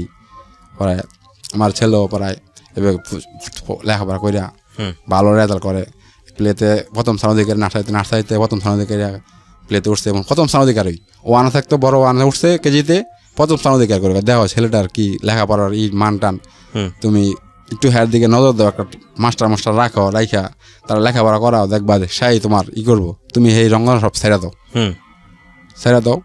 পরে আমি তারপরেও গেলি সারি না, ছেলে আমার দেখালায় দেখে পড়াই দিনই দেখে, তারপরে এটা আমি সারি না। পরে আমার ওয়াইফ এগুলি লিয়া হয়েছি করে, আমি আরো ওয়াইফে বকাবাজি করি, মাইদার করি, এগুলি চলতেছে আমার জীবন। আচ্ছা, চলতেছে। পরে এমন দেখেছে, পরে এমন আশেপাশের থেকে আরো আমি ঋণ যে করতেছি, আমি ঋণ করতেছি, যেমন আমার ব্যবসা যে ভালো আছিল, এমন দেখছে ভালো চলতেছি, মানুষের টাকা আমার হাওলাত দিয়েছে, আমার অনেক হাওলাত দিকে এমন আমি ইনজিওর থেকেও 1 লাখ 1.5 লাখ টাকা চাইলে আমার দেয়। আমি একটা ব্যবসা করি, জানে এলাকার সবাই নাম ডাক আছে আমার, এরকম দিকেছে এমন ওই পরে 4-5 লাখ টাকা আবার উল্টা আমি ঋণ হয়ে গেলাম। আচ্ছা, চলতেছে ঋণ হয়ে গেলাম, কারণ এই টাকা পয়সা দিব কি হবে, মানে আমি খালি দিন যায়, আমি খরচই করি, খালি আয় নাই, আমার ব্যয় হয়, ইনকাম যাওয়া এত বেশি ব্যয় করে লাই। ইনকাম 1,000 টাকা, খাইয়ে লাই 2,000 টাকা। আচ্ছা, জুয়া খেলে লাই 5,000 টাকা। চলতেছে এরকম জীবন চলতেছে। আমার ওয়াইফ খালি কান্নাকাটি করে, কয় দেখো পরে হঠাৎ করে মানুষের ঋণ আর কতদিন আমার দিব, মানুষের যখন পাওনাদার দিতে পারি না, বেকা টাকা দিতে পারি না, তাই আনছি যার থেকে দিতে পারি না, এই মানুষ বাড়ি ঘরে আসা শুরু করতেছে, আসতেছে বলতেছে ঘরের নিমুঙ্গা ভাঙ্গা, এই আলমারি নিমুঙ্গা ভাঙ্গা, ফ্রিজ নিমুঙ্গা, হ্যান করবো না ত্যান করবো না। আমি কই দেখেন আমরা সবাই মিলে দেখেন আর 10 লাখ আর 7-8 লাখ টাকা ঋণ হয়ে গেছি আমি। আমার এই কয়টা মারলে তো আমার ঋণ সবার কেউ ক্লিয়ার হতো না, আর যদি ঋণ ক্লিয়ার হতো আমরা লয়ে যান গা, তখন দুঃখ নেই আমার। আমি বলতেছি এটা মানুষ বাকাবাজি করেছে, মানে আমার তো বাকাবাজি গায়ে লাগে না, ওই নেশায় আমার টাকা অনেক টাকা গেছে গা হাতের থেকে, ইনকাম করার পরে টাকাটি নষ্ট চলে গেল গা, আমার গেছে না। মানুষ বাকাবাজি করে, অনেক কিছু করে, এমন করেছে। আমি ইয়াবা খাইতেছি এরকম করে। হঠাৎ করে একদিন পরে আমি ইয়াবা আনতে গেছি এক জায়গায়, আমাদের বাড়ির পাশে একটা মাঠে গেছি আনতে, নিতে গিয়ে আমার পুলিশে ফলো করে, পুলিশে ধরে। পুলিশে ধরার পরে পুলিশে আস্তে পিছন থেকে গাড়ি ঘুরে আসতে আমি ইয়াবা ফালাই দেওয়ার পরও আমার লগে যাই দিছে, সে পুলিশটা ফলো করার পরে আমাদের 2 জনকে গ্রেপ্তার করছে। গ্রেপ্তার করার পরে আমাদের 2 থানায় লিয়ে গেল। আমার ছেলে, আমার ওয়াইফটা সবাই কাঁদতেছে, কান্নাকাটি করার পরে গেল। আমার ছোট ভাইও গেল, আমার ওই সৎমাও গেল, আমার বাবাও গেল। দেওয়ার পরে ছাড়ে না, সে ইয়ামা বিক্রি করে। পরে কিছু মাইট দিল, মাইটটা দেওয়ার পরে আমি বলছি দেখেন স্যার, আমি ইয়াবা বিক্রি করি না, খাই, সেটা বলতে পারেন। বিক্রি করি না, আমার এই অপরাধ দিয়েন না, আমি খাই, অনেক ইয়াবা খাইছি আমার জীবনে। পাওয়ার পরে আমার ছাড়লো না, সেদিন সারা রাত থানাতে রইলাম। পরের দিন আমি চালান করে দেওয়ার পরে আমি গেলাম, যাওয়ার পরে আমার নিয়ে এলো। পরে আমার ছোটো ভাই ওই জায়গায় গেছে। ছোটো ভাই যাওয়ার পরে আমার ছোটো ভাই পরে আমি ছোটো ভাইয়ের সাথে ওদের কান্নাকাটি করেছি, আমি কি আমার কি ছাড়তে পারতি না, আজকে নিতে পারতি না, আমিও কান্নাকাটি করতেছি অনেক কিছু। ছোটো ভাই বলতেছে, কয় আরো গিয়া লেয়ার খা, ছোটো ভাই কানতেছে আর কয় আরো লেয়ার খা, আজকে আঙ্গমা নাই, তুই করছে গেলি, এটা কোনো যুক্তি হইলো? আজকে আমি অপরাধ করলে তুই ছুটে নিলে আমি মনটা বুঝিতাম, আজকে তুই বড় এই অপরাধ করছস, আমি তোর কেমন ছুটাই নিমু। অনেক বকাবাজি করার পরে আমিও কান্নাকাটি করলাম। পরে ওদিন করে আমার ছোটো ভাই কাউন্টার কিনা দিয়ে এলো, দিয়ে আনার পরে আমার যখন জেলে লিয়ে গেল, কোর্টের থেকে জেলে নিয়ে যাওয়ার পরে আমি সারাদিনই কান্দাকাটি করি, খাই না। পরে যেদিন রাতে নেওয়ার পরে যে খাবার দিছে, খাবার যোগ্য না, পরে খাইতে পারি নাই। এদিনকা খাইনি, সারা রাত ঘুমায় নাই, সারা রাত চাই রয়েছি। পরের দিন সকালে ভোরে ডাইকাই না, ওই যে কিছু নিয়ম আছে, নিয়ম কারণ করানোর পরে আমার যে এক বেডে যে ইউনিটে পড়ি, ইউনিটের যে মেন সর্দার থাকে, সে বলে কয়, আমার ডাক দেওয়া বলে, কয় হিন্দু মানুষ, ভালো মানুষ, তুই ভালো সিট নিবি না খারাপ সিট নিবি, টাকা পয়সা এখন আছে না নাই, আমি কই দেখেন ভাই আমি তো গরিব মানুষ, আমার তো টাকা পয়সা নাই। কয় এখন টাকা লাগবো না, কয় তোর বাচ্চা তোর দেখতে আইবই, কই আইলে তখন টাকা পাঠালে। পরে আমার কয় আমি জিগাই ভাই কত লাগবো, কয় 3000 টাকা লাগবো, তোর একটা বালা সিট দেবো ঘুমানোর লেগে। আমি কই ভাই এতটা দিয়ে যেতাম না, আমি কিছু দিব না, আইলে আমার ভাই যদি আগে কিছু দিব না। পরে আচ্ছা সাইডে একটা সিট দেয়, সিট দেওয়ার পরে 2 দিন পরে আমার ভাই আয়, আমার পরে ওই যে সেই রুমের যে সদ্যা ঢাই সবার ফেলে আগই, আমার ভাইয়ের কাছে গেলাম। ভাইয়ের কাছে যাওয়ার পরে ভাই আমার 1000 টাকা দিল, একটা লোকের মাধ্যমে 1000 টাকা পাস করাইলো। পরে 100 টাকা কম দিয়েছে, আমার 900 টাকা দিছে। ওটা দেখার পরে তো যেই খাবার দেয়, খাবার আমি খাইয়েছি না। পরে আমি বাইরে দেখতে আবার অনেক কান্নাকাটি করি, আমার ভাইও অনেক কান্নাকাটি করে, কয় দেখ তোর শুনাই নেও এক শর্ত আছে, তুই আর জীবনে খাবি না এগুলি ক। পরে আমি আচ্ছা, অনেক কান্নাকাটি করার পরে ছুটে নিছে, নেওয়ার থাকলাম। পরে ওই 900 টাকার মধ্যে 600 টাকা নিল গা এই লোকে। আচ্ছা, আমার পর 300 টাকা থাকে। দেখেন আমি কইছি দেখেন ভাই তুই 600 নিলে গা, আমি খামো কি, দেখেন আমি এই খাবার খাইতে পারি না, আমার দেখেন আমার কি 3-4 দিন ধরে একটা না খাই না লইয়া চলি। পরে খাইতে পারি না। পরে হ্যাঁ 600 টাকা 300 টাকা আসলো, 300 টাকার মধ্যে আমি এক প্যাকেট সিগারেট কিনি 100 টাকা দিয়া ওই জেলের ভিতরে। ওই 200 টাকা থাকে, সিগারেটের প্যাকেটে ওই টাকা তুইছি, রাতে টাকাই নিছে প্যাকেটে নিছে আমার। পরে আর খাইতে পারি না। পরের দিন আমার শালায় গেছে আমার দেখতে, পরে শালায় আমার 500 টাকা দেওয়ার পরে শালা 500 টাকা নিয়ে কিছু কিনাকাটা খাই ওই জায়গার ভিতরে। পরে 8 দিন পরে আমার ছোটো ভাই আইসা কয় তোর যাবি নইছে। ছোটো ভাই ওই দিনও কান্নাকাটি করে আমার সাথে দইরা, কান্নাকাটি করার পরে কয় কি আর খাবি না ক। কইলাম খাইতাম না। পরে পরের দিন সকালে আমার ভাই বাইরে এলাম, বাইরে পরে আমার আর কেউ নিতে আয় নাই। আর বড় ভাই ওই যে নাঙ্গন চাকরি করে, বড় ভাইয়ের কাছে গেলাম, আমার তো গাড়ি ভাড়া নেই, আমি যাম গিয়ে 12,000। বড় ভাইয়ের কাছে গেলাম, পরে বড় ভাই যে শরীরে জামা কাপড় আসলে সব হালাই দিয়া নতুন জামা কাপড় কিনে দিচ্ছে আমার। দেওয়ার পরে আবার আমি 2,500 আসলাম, আইসা দেখি পরে আমার যেই অবস্থা, আমি তো এমবই রিন করে থিয়ে গেছি জেলের ভিতরে গেলাম। পরে পরে আমি যে গেলাম ছুটে গিয়ে বলে আমার ওয়াইফ আমার ব্যবসা কদিন কারিগরে সব চলে গেছে, এই 5-6 দিন আমার ওয়াইফ একাই মিষ্টি বানাইছে। মিষ্টি বানায় আমার প্রায় 35,000-40,000 টাকা মতো লাগছে বাই করতে। আমার ওয়াইফ 20,000 টাকা দিছে ওই একা মিষ্টি বানাই, এই ছেলে লইয়া মিষ্টি বানায় 20,000 টাকা দিয়া। আর আমার ছোটো ভাই বাকি 20-30,000 টাকা লাগে দিয়া বইরা বাই করে আনছে। আবার পরে আমি 2 দিন যাই, ও মা 2 দিন যাওয়ার পরে আবার এই ইয়াবা আমি খাই, ওই খাওয়ার পরে ঘুরে ফিরে আবার ইয়াবা খাচ্ছি। পরে আমার ছোটো ভাই একদিন দেখে ভালো, ছোটো ভাই লাড়ি মাড়ি লইয়া আমারে মারতে আইসে অনেক কিছু। পরে আমি ওই যে এটার নেশা অনেক ছোটো ভাই লোক খারাপ ব্যবহার করলাম, আমি করলাম খামই। কতটা বাই করাম কয় এগুলি তো কষ্ট নেই, আগে বাই করার আগে আমাকে বাই করে আঞ্চস খেলে গা, উল্টো কথা হয়েছি বাই করে আঞ্চস খেলে গা খেলি বলতেছি। এরপরে ছোটো ভাই আমার তো কিছু টাকা পয়সা পানা আসলে ওই যে জোরটা খেলে আড়াইছি, পরে 20-25,000 টাকা ছোটো ভাই পানা। পরে ছোটো ভাই চাপ সৃষ্টি করতেছে, এলাকার মানুষ চাপ সৃষ্টি করতেছে আমারে, চাপ সৃষ্টি করতে করতে এরকমই মানুষের টাকা পয়সা কয়দিন ই করবো ঘুরামু। ওই পরে একটা এনজিও উড়াই হ্যাঁ একটা ঋণ দেই, এরকম হ্যাঁ একটা ঋণ দেই, এরকম করতে করতে পরে হঠাৎ করে দেই আমার জায়গায় মানুষের টাকা পয়সা দিয়ে এবার খাইতে ব্যবসার একটা 4টি গোল হওয়ার পর যায়, ব্যবসার পুঁজিবাটি সব শেষ হয়ে থাকা। আচ্ছা, পরে আমার ওয়াইফটা বলি আমাকে আমার তো ঋণ হয় হ্যাঁ যে ইঞ্জু ডুডাই আছে, ইঞ্জু শেষ না ঋণ দিব না, ব্যবসা বাদ দেবো। পরে আমার ওই যে শ্বশুর বাড়িতে যেই আমাকে আমার ওয়াইফকে স্বর্ণ দেয়, সেই স্বর্ণ আমি একবারই বিক্রি করে ফেলাই ওয়াইফটা বইলা। আচ্ছা, বলার পরে বিক্রি করে ফেলাই, প্রায় 30-35,000 টাকা বিক্রি করে পাইয়া পরে আবার ব্যবসা চাল রানিং করি, চলতে থাকে। চলার পরে চলতে এরপরে আবার কিছুদিন এমন অফ থাকি, নেশা বাণিজ্য জুয়াটা খেলি না। পরে আমার আস্তে আস্তে ঋণ টিন ক্লিয়ার করার পরে কিছু একটা লাইন গার্ড হয়েছে, ব্যবসা আবার মোটামুটি ভালো আমার চলতেছে, লাইন গার্ড হয়ে গেছে ব্যবসা চলতেছে এমন মোটামুটি ভালো সময় ঋণ টিন দিয়ে লাইছি। পরে 1-1.5 লাখ 2 লাখ টাকা ঋণে আসি, ঋণ সবার দিয়ে লাইছি। যে পরে আমার এক খালা ছিল, খালায় আসা বললো, কান্নাকারি করলো, কয় আমার 20-25,000 টাকা দে, তোর কিছুদিন পরে যা লাগে আমি তা দিমু না। পরে আমি দিলাম 50,000 টাকা দিলাম। 50,000 টাকা দেওয়ার পরে আমার ছোটো ভাই নাগরফুল দিতে, আমার বাবা আমার ওয়াইফে নাগরফুল দিতে কয় তুমি যে আমার 1,500 দিলা, টাকাটা আনতে পারবা নি? পরে আনতাম কই ঠিক আছে দেখুন না। দেওয়ার পরে আমার বলছে তারা 1 বছর পর 6 মাস পরে 2 লাখ টাকা দিব, 50,000 বললি ঋণ সব ব্যাংকে দিব। ও মা পরে দেখে আছে মনে। পরে আবার ওই যে আবার ওই টুকটাক এই নেশা বাণিজ্য করি আমি। চলতেছি নেশা বাণিজ্য আমার। পরে আমার খালার যে 50,000 টাকা দিছি, খালার আমরা গেলাম, আমি কই দেখ আমার অবস্থা খারাপ, আমার টাকা দিয়ে এখন আমার টাকা লাগবো। লাগার পরে খালা 10,000 20,000 দিকে দিতে খালায় 80,000 টাকা দিলে, 50,000 বললে 80,000 টাকা খালার থেকে আনছি। 80 টাকা আনতে আনতে পরে আমার আমি ওই যে আবার ওই জুয়াটা টুকটা টাকা খেলি ওই এখন যে টুকটাক চলি খেলি ওই জুয়া এবার আমি খাই ওই খাইতে খাইতে পরে এরকম ওই আবার ওই 2 লাখ 3 লাখ ঋণ হয়ে গেছি। মানে তো আর মানুষে আর ঋণ দেয় না, আমার আর চাইলে আলার টাকা পয়সা মালটা কিছু কিনতে দেয় না। কী করি পরে ওই যে বাবাই আমার একদিন জায়গা দিয়েছিল, এই জায়গাটাও আবার বিক্রি করে দেওয়ার চিন্তা ভাবনা করতেছি। বিক্রি করে দিলে আমার বাদ দিকে আছে, কয় এই যে তোমার এই কারখানার মাল সামান আছে এটি বিক্রি করি নাই, মাল সামান আছে ইটি আছে এগুলি যাইবা কই।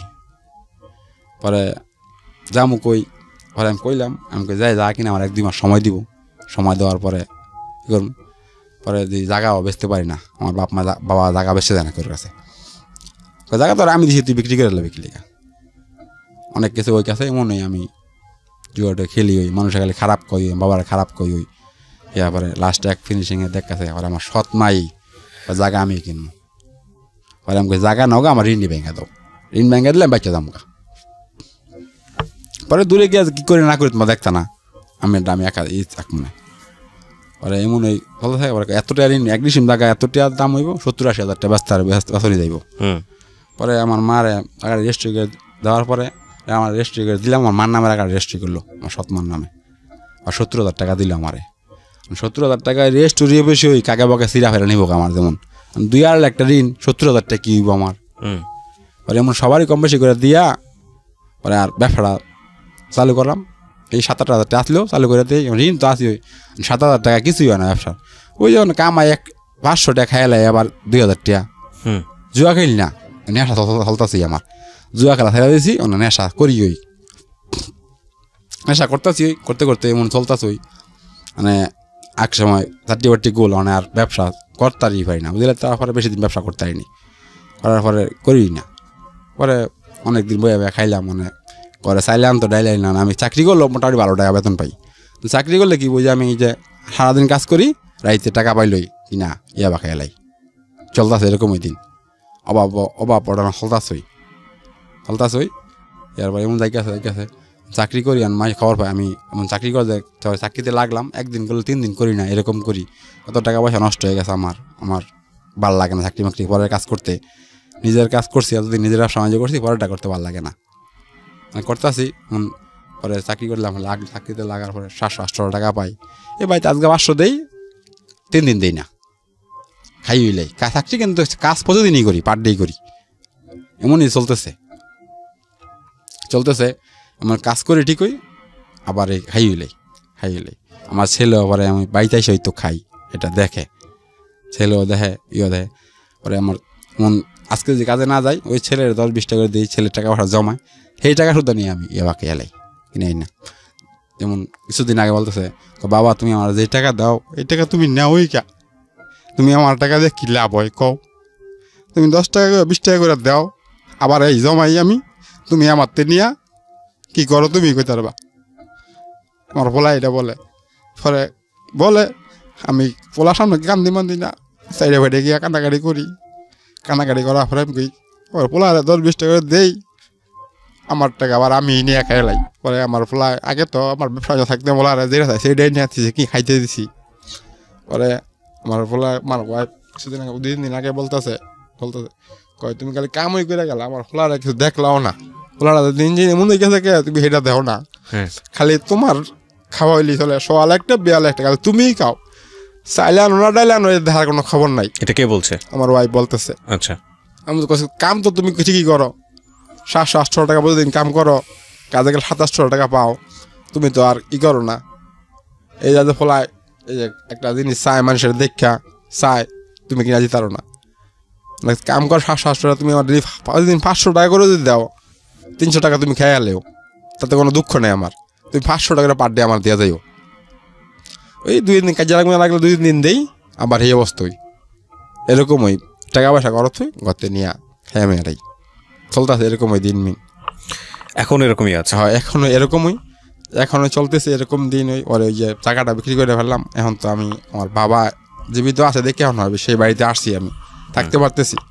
আমার মা তো বাইকের দিকে থেকে আছে, কিন্তু বাইক করতে পারে না বাবার লাগে বাইক করতে পারে না। তাহলে আপনার যদি এখনো চলে এরকম, আপনি যখন গল্পটা বলছিলেন বা এখন আপনার দু চোখ দিয়ে পানি পড়ছে এবং আপনি সিক্রেটস অনুষ্ঠানে আসছেন, মানে হচ্ছে আপনার ভেতরে আপনার কার্যকলাপ নিয়ে এক ধরনের অনুতপ্ত বোধ আছে। আপনি যা করছেন তা সঠিক না, এটা আপনি জানেন। জানার পরেও আপনি এই কাজগুলো করে যাচ্ছেন বা করতে বাধ্য হচ্ছেন। আপনি নিজেকে নিয়ন্ত্রণ করতে চান কিন্তু পারেন না, আপনি এরকম একটা অবস্থায় আছেন। তাই কি? হ্যাঁ। যা আপনার গেছে সেটার জন্য আফসোস করে লাভ নাই। আপনার জীবনে সবচেয়ে বড় ক্ষতি হতো, আমি জানি না, আল্লাহ নিশ্চয়ই সবার মঙ্গল চান সেই অর্থে বলছি, সেটা হচ্ছে আপনি যে ড্রাগগুলো নেন। আপনি আমাকে যখন অনুষ্ঠান শুরু হয় তার আগেও বলছিলেন যে গতকালকেও আপনি ড্রাগ নিয়েছেন, ইয়াবা নিয়েছেন। আপনি যে ড্রাগগুলো নেন, এই ড্রাগ তো একটা পার্মানেন্ট ক্ষতি করে দেয়, এবং পার্মানেন্ট ক্ষতির জায়গায় আপনি এখনও গেছেন কিনা আমি জানি না। হয়তো নেশার তুমুল নেশা হয় জন্যই ড্রাগের কাছে যান বারবার। শরীরের কোনো একটা অঙ্গ প্রত্যঙ্গ পার্মানেন্টলি ক্ষতি করে দেয়, বিচার বিবেচনার জায়গাগুলো ক্ষতিগ্রস্ত করে দেয়, বোধ শক্তি থাকে না, ভালো লাগা ভালোবাসার জায়গাগুলো নষ্ট হয়ে যায়। আপনার মধ্যে বোধ শক্তি এখনও আছে, আপনার দু চোখ বেয়ে পানি পড়তেছে, আপনি সিক্রেটসে আসছেন, তার মানে বোধ শক্তিগুলো এখনও আছে, আপনার ফিরে আসার সম্ভাবনা আছে। দেখেন, শুধু ধাক্কা মেরে শুধু নিজেকে একবার একটু জেগে উঠলেই সম্ভব সেটা। যদি মনে করেন যে না আমার বহুত হয়েছে, আমি এখান থেকে যত কষ্টই হোক না কেন আমি রাস্তায় আর যাব না, যত কিছুই হোক না কেন এটা আমি আর করব না, তাহলেই সম্ভব। আমি এই বোধটা শক্ত করে ধরাটা খুব কঠিন। আমি যে কথাটা বললাম আপনাকে যে না আজকের পর থেকে আমি আর করবো না, আজকের পর থেকে আমি আর যাবো না, আমার সন্তান আমার কাছ থেকে 2 টাকা চায়, সেটার জন্য আমি দিতে পারি না, এটা আমার জন্য খুব দুঃখের বিষয়। আমি এত টাকা রোজগার করেছি, এত টাকা আমার কাছে থাকলে হয়তো আমি একটা নিশ্চিতভাবেই একটা জীবনযাপনের দিকে আগায় যেতে পারতাম, আমি পারি নাই, সেটা একটা খুব দুঃখজনক বিষয়। কিন্তু আপনার কি গেছে সেটার দিকে না তাকায়া আপনার কি আছে সেটার দিকে তাকান, তাহলে আপনি সামনের দিকে সহজ আগাতে পারবেন। দেখেন আপনার কি আছে আমি বলি। প্রথমত আপনি বিজনেসম্যান হিসেবে সাকসেসফুল, আপনি ব্যবসা করে কিন্তু সাকসেসফুল হয়েছেন, কারণ আপনি 10-15 লাখ টাকা আপনার এই অবস্থা থেকে রোজগার করে আপনি জমাইছেন, যেটা বললেন 13.5 লাখ টাকার মতো ব্যাংকে জমাইছেন। এটা একটা বিশাল ব্যাপার। তার মানে আপনি বিজনেস করলে সাকসেসফুল, আপনি খুব ভালো মিষ্টি বানাতে পারেন। এই বিদ্যা তো কেউ আপনার কাছ থেকে নেয় নাই। এই বিদ্যা আপনার কাছে আছে এবং কনফিডেন্টও আছে, কারণ আপনার অভিজ্ঞতা আছে। 2, আপনার 2টা হাত 2টা পা এবং আপনি সুস্থ সবল একজন মানুষ, আল্লাহর রহমতে আপনার কোনো ক্ষতি হয়নি। আচ্ছা, তার মানে এটা আপনার সম্বল, এটা আপনার সাথে আছে। আপনার ঘরে ভালোবাসার মানুষ আছে, ভালোবাসার মানুষ বলতে আপনার ছেলের কথা আমি বলতেছি, যাকে আপনি প্রচুর ভালোবাসেন। আপনার বউয়ের কথা আমি বাদই দিলাম, তারপরেও তাকে আপনি নিজের ইচ্ছায় বিয়ে করেছিলেন। সংসার জীবনে অনেক সমস্যা থাকে, কিন্তু আপনার ছেলেকে তো আপনি ভালোবাসেন, এ ব্যাপারে কোনো সন্দেহ নেই। তার মানে আপনার বেঁচে থাকার জন্য, আপনার ভালো কাজ করার জন্য যথেষ্ট উপাদান আপনার চারপাশে আছে এবং সেটা সামর্থ্য আপনার আছে। আপনি কি করছেন সেটা ভুলে যান, আপনি কি করতে পারেন সেদিকে লক্ষ্য দেন। মানুষ যেই অবস্থায় থাকুক না কেন, প্রত্যেকটা মানুষের নেশাগ্রস্ত। আমার এই লাইনটা শুনে অনেকে আটকে উঠতে পারে যে আমি কি বলতেছি। হ্যাঁ, প্রত্যেকটা মানুষের নেশাগ্রস্ত। কেউ ড্রাগ নেয়, কেউ টাকার নেশায় থাকে, কেউ ভালো কাজ করার নেশায় থাকে, কেউ সেবা করার নেশায় থাকে, কেউ অর্থ সম্পদ বানানোর নেশায় থাকে। মানুষের এই নেশাগুলো প্রয়োজন আছে। আপনি যেই কাজই করেন না কেন, যেটাই করেন না কেন, সেটার মধ্যে এক ধরনের অ্যাডিকশন থাকতে হবে। ওই অ্যাডিকশন না থাকলে সেটা সম্ভব না। সমস্যাটা হয়ে গেছে আপনার অ্যাডিকশন আছে, কিন্তু সেটা ড্রাগের প্রতি। আপনি যদি 13-14 লাখ টাকা খাটিয়ে আপনি যদি নিজের জমিটা কিনতে পারতেন, সেখানে যদি আপনার একটা বাড়িঘর নিজের হতে পারতো, তাহলে ওটার মধ্যে যে একটা আত্মতৃপ্তি, এই আত্মতৃপ্তিটা আপনি পাননি বলে আপনি জানেন না এটা নেশাটা কি। যেদিন আপনি পেয়ে যাবেন, সাকসেসফুলি করতে পারবেন, সেদিন আপনি আর অর্থগুলো অপচয় করবেন না। আমি বহু ইয়াবা অ্যাডিক্ট যারা আছেন তাদের ইন্টারভিউ করেছি আমার লাইফে, বহু। আমি আপনাকে যখন অনুষ্ঠান শুরু হয় তার আগে আমি জিজ্ঞেস করেছিলাম কি আছে এটার মধ্যে। আপনি বলছিলেন যে আপনি জানেন না আসলে কি আছে, কেন করেন তাও জানেন না, বাট আপনার করতে ভালো লাগে তো করছেন। তো এখনও ভয়ানক ধাক্কা আপনি পান নাই। ভয়ানক ধাক্কা কোনটা হতে পারে? ধরেন একটা মারাত্মক ক্ষতি হয়ে গেছে, যে ক্ষতিটার কোনোদিন পোষানো সম্ভব না। ছেলে কিছু একটা আপনার কাছে কিনে যাচ্ছে, আপনি কিনে দিতে পারতেছেন না পকেটে টাকা থাকার পরেও। এটা একটা কষ্ট, কিন্তু এর চেয়ে ভয়ঙ্কর কষ্ট অন্যভাবে আসতে পারে যদি আপনি এখনই না থামেন, এবং এটা আপনি জানেন। সুতরাং সেই জায়গাটা থেকে আমি আপনাকে অনুরোধ করতে পারি, রিকোয়েস্ট করতে পারি, এবং আমি বিশ্বাস করি, কারণ আপনার মধ্যে বিবেক আছে মনেই আপনি হয়তো সামনের দিকে আগাবেন।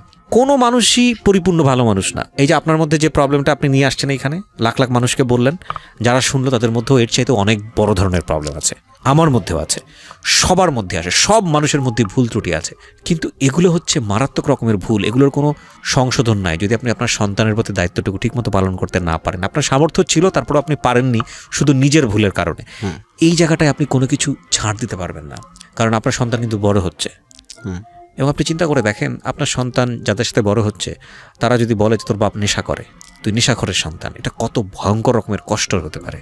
আবার এরকম ওরকম অনেক মানুষকেও আপনি পাবেন যারা জীবনের এক পর্যায়ে নেশা করছে, কিন্তু তারা তো পরিবর্তন হয়েছে, তাদের দেখে আরও 10টা মানুষ পরিবর্তন হতে পারে, এরকম জীবনযাপন দিকে তারা আগায় গেছে।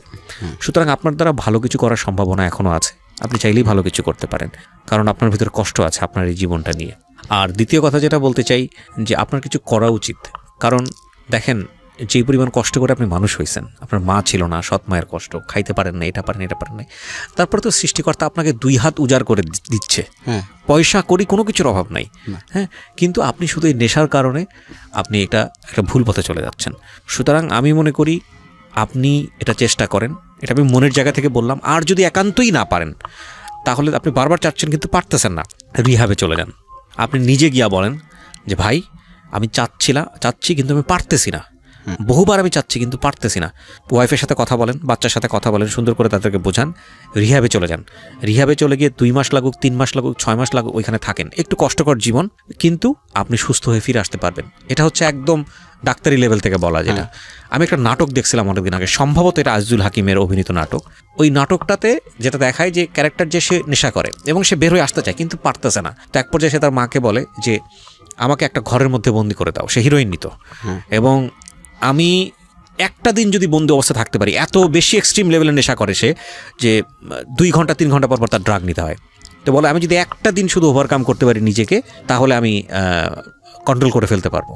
তো বলে আমি একটা দিন বন্ধ থাকবো ঘরের মধ্যে, এবং আমি যদি মরেও যাই, আমি যাই বলে রিকোয়েস্ট করি না কেন, তুমি দরজাটা খুলবো না। ওর মার কাছে মা ওকে ঢুকায় দেয়, ঢুকায় দেওয়ার পর বন্ধ করে দেয়।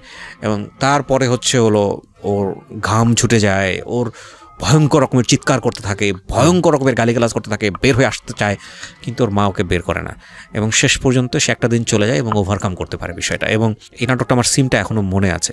নেশার বিষয়টা তাই, একটা মনের মধ্যে ভয়ঙ্কর রকমের ক্ষুধা তৈরি করে যে একটু নেই এবারই শেষ, আর নিব না, এবার নেই, এই মজাটুকু নিলেই হয়ে যাবে, কিন্তু বারবার ওটা ওই জায়গাটায় নিয়ে যায়। এরকম হয় যে ওরকম কালকেও গতকালকে আমার তো টাকা নাই, 1 টাকাও নেই, আমি কীভাবে কী করব? আমি রিক্সা ভাড়া আমার কাছে যাবো সেটাও নেই, সিগারেট খাবো সেটাও টাকা নেই আমার কাছে। কী করলাম, মাথা মধ্যে দুশ্চিন্তা প্ল্যান, আমি করেছি খাবো না সেটা বলতেছি, সমস্ত দিন বলতেছি খাবো না। হঠাৎ করে আমি আলমারিটা খুললাম, আমার ওয়াইফের নুপুরটি পেলাম, নুপুর বিক্রি করে দিলাম। সেই নুপুর নিয়েই আমি একখানে রেখে 1000 টাকা নিলাম, খেয়ে ফেলছি। কালকে কিন্তু আপনাদের অফিস থেকে ফোন দিছে, আমার পকেটে 700 টাকা, একটা বোতল কিনছি, খেয়েছি, 700 টাকা, আমি তো আসতে পারবো ঢাকায়, সমস্যা হবে না আমার। ও মা, একটু 7টা 8টা বাজে পরেই একটা ইয়াবা কিনছি, ওই 500 টাকা যা ছিল 500 টাকা জুয়া খেলে ফেলছি। আমি শুধু এটাই বলতে চাই আপনাকে, সকালে হওয়ার পরে আপনাদের জায়গায় যে আসবো, আমার থেকে 1 টাকাও না। আমি এরকম বহু কেস পেয়েছি জীবনে, এরকম অনেকেই এসছেন এখানেও।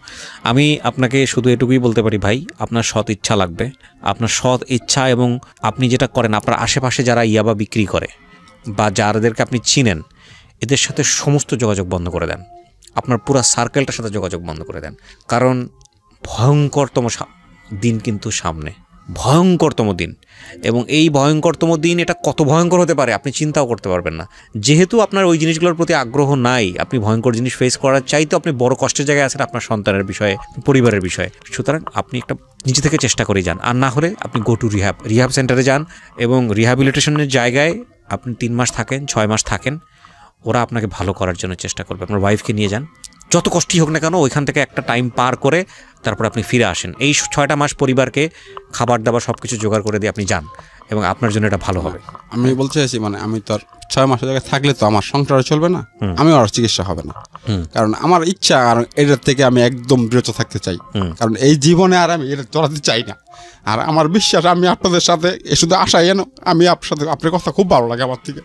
আমি সমস্ত রাত আপনাদের কথা শুনি, রবিবার এবং বুধবার, আমি মিস্টেক করি না কোনোদিন আপনার কথা অনেক ভালো লাগে আমার।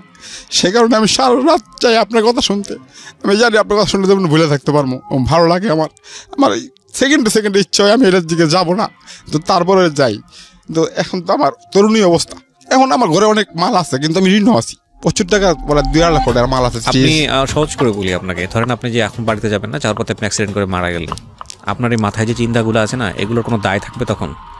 আপনার ওয়াইফ কার কাছে থাকলো, আপনার ঘরে মাল আছে, আপনার ঋণ আছে কিনা, আপনার এগুলোর কোনো দায় থাকবে না? আপনি তো মারা গেলেন, এগুলো কি থেমে থাকবে না? এগুলোর মতো চলতে থাকবে। আপনার নিজে বাঁচা প্রয়োজন, আপনি ধীরে ধীরে মরে যাচ্ছেন। আমি এই হার্ড কথাটা আপনাকে বলতে চাইনি, আপনাকে ফার্স্ট বাঁচেন, এবং বাঁচার জন্য আপনাকে রিহ্যাবে যাওয়া দরকার। সব কিছু ছেড়ে দেন। মনে করেন আপনি ডেড ম্যান, আপনি একটা পুরো সার্কেলের মধ্যে আছেন, যেই বা মনে করেন চারপাশে আপনার দানব, এই দানবটা আপনাকে মেরে ফেলবে এবং আপনি স্বাভাবিক জীবনযাপন করে দানব থেকে বেরোয় আসতে পারবেন না। সেই জন্যই আপনাকে বলতেছি আপনি রিহ্যাবে যান। 6টা মাস থাকেন, 3টা মাস থাকেন, পরিপূর্ণ সুস্থ হন। সুস্থ হওয়ার পরে জীবনে বহুত ঋণ শোধ করতে পারবেন, সংসার করতে পারবেন, বাচ্চা কাচ্চা সব কিছু টেক কেয়ার করতে পারবেন। এবং রিহ্যাবে যেহেতু ওরা প্রফেশনাল, ওরা জানে আপনাকে কীভাবে জিনিসটা করতে হবে। এবং আপনি যদি একটা সুন্দর জীবন পান, আপনি যদি সুস্থ থাকতে পারেন, আপনি যদি এসব থেকে দূরে থাকতে পারেন, তাহলেই আপনি এগুলো নিয়ে চিন্তা করতে পারবেন। আপনি এখন ওভারলোড নেবেন, চারপাশের এত কিছু আপনার মাথার মধ্যে এসে বসবে। আপনি যদি সুস্থই না থাকেন, আপনি যদি ভালোই না থাকেন, আপনি এগুলো শোধ করবেন কী করে? বরং আরও বোঝা হয়ে যাবেন। তখন আপনার আর এই জিনিসগুলো আরও বেশি বোঝা লাগবে আপনার কাছে। সুতরাং আপনার উচিত ফার্স্ট হচ্ছে রিহ্যাবে চলে যাওয়া। আপনার ওয়াইফের সাথে কথা বলা, সবার সাথে কথা বলা, বলে যে আমার এখন ট্রিটমেন্ট দরকার, আমার এই অবস্থা, আমার ট্রিটমেন্ট দরকার, এবং আমি ট্রিটমেন্ট যদি ঠিক মতো না হয় আমি শেষ হয়ে যাব। ঠিক আছে, তাহলে কী করতে হবে? আমাকে রিহ্যাবে যেতে হবে। যত কষ্টই হোক আপনার, আপনি রিহ্যাবে থাকবেন এবং থাকার পরে আপনাকে একটা, যখন দেখবেন যে না আপনি ঠিক করতে পারছেন, আপনার এটা ছাড়াও সুন্দরভাবে জীবনযাপন চলে, আপনি বের হয়ে আসেন, নতুন জীবনযাপন করেন, ফাইট করেন। এবং আমি বিশ্বাস করি যেই মানুষটা জীবনে খারাপ জিনিসের অভিজ্ঞতা নেয় এবং খারাপ জিনিস থেকে ফিরে আসে, ভালো জীবনযাপন করতে চায়, ওই মানুষটা স্বাভাবিক মানুষের চাইতে বেশি আউটপুট দেয়, সে বেশি ভালো কাজ করতে পারে, কারণ সে খারাপের টেস্টটা জানে। সুতরাং আপনার সামনে সম্ভাবনা আছে এবং আপনি এই জিনিসটা করেন, আপনি আল্লাহর রহমতে ভালো কাজ করবেন। আমি এটাই বলতে চাই আপনাকে। প্রিয় শ্রোতা, আমি আজকে বিশ্বাস করি যারা আজকের এই অনুষ্ঠানটা শুনলেন, অনেকেই হয়তো বা এই ড্রাগের মধ্যে আছেন। আমি জানি যারা এই নেশাটা করেন, শুধু ইয়াবা না অন্যান্য নেশাটাও নেন, তারা এটাও জানেন যেটা খারাপ, ভয়ানক রকমের খারাপ জিনিস। একটু ঠান্ডা মাথায় বসে চিন্তা করা উচিত। আপনি এত কিছু নিয়ে চিন্তা করার সুযোগ নাই। আপনি যদি আজকে শারীরিকভাবে বিকল হয়ে যান, চারপাশের যতগুলো জিনিস আপনাকে পেইন দেয়, এই জিনিসগুলো আপনার কনসার্ন থাকবে না, তখন আপনার কনসার্ন হবে